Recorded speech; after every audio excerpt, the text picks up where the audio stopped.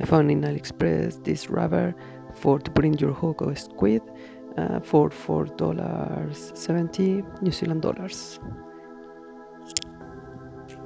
Take 3 weeks in shipping, pretty good quality. When I open, pretty much the same as the description and photos, so I totally recommend.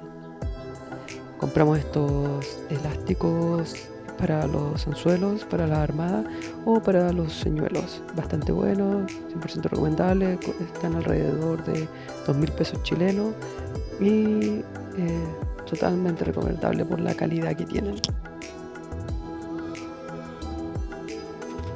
It's like how looking the hooks, como lucen en los anzuelos.